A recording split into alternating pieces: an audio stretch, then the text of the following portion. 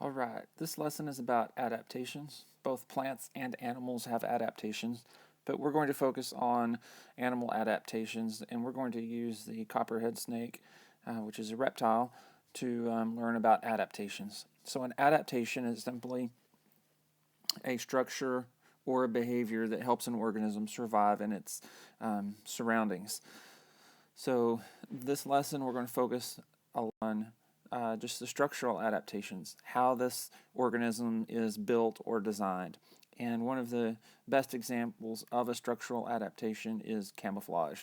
So in this picture, there is a copperhead snake, and it is using its camouflage to stay hidden. So see if you can find where that's at.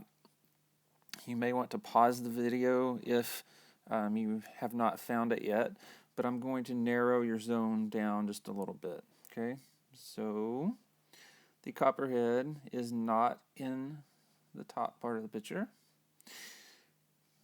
So we'll look towards the bottom half.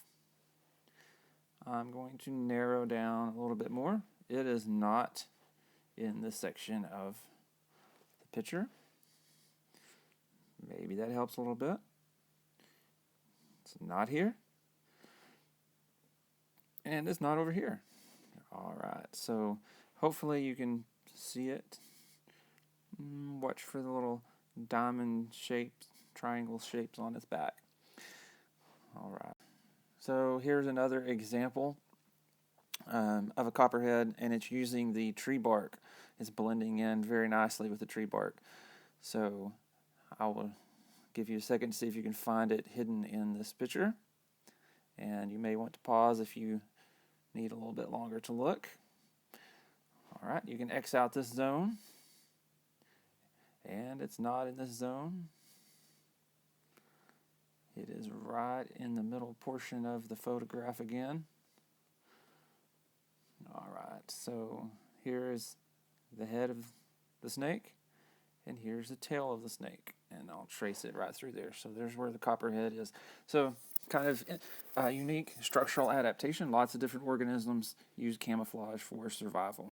Another structural adaptation that is unique for the copperhead is young copperheads have a green tail. And they use this structure along with behavioral and the behavior of wiggling its tail to attract prey. So you can imagine a copperhead lying beside a creek. It's curled similar in this fashion, and it wiggles its green tail very slowly, and it resembles a worm or caterpillar. Here comes a hungry frog, thinking it's going to get a nice little lunch, and bam, it becomes the lunch as the copperhead consumes the frog. Another interesting structural adaptation of the copperhead is it is known as a pit viper. It is a poisonous snake, so I guess I should have said that earlier. If you see one of these, do not approach it. But pit vipers have heat-sensing pits. It's located between its eyes and its nostrils. So a lot of people think, oh, well, that's where it senses heat, but it actually has these pits. And that means it is able to sense the body warmth of other organisms as they're approaching. Think of it similar to a thermal camera.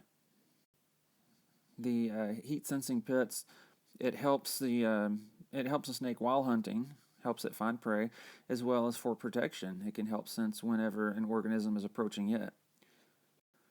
So let's review a few of these that we've talked about and look at a couple of new ones.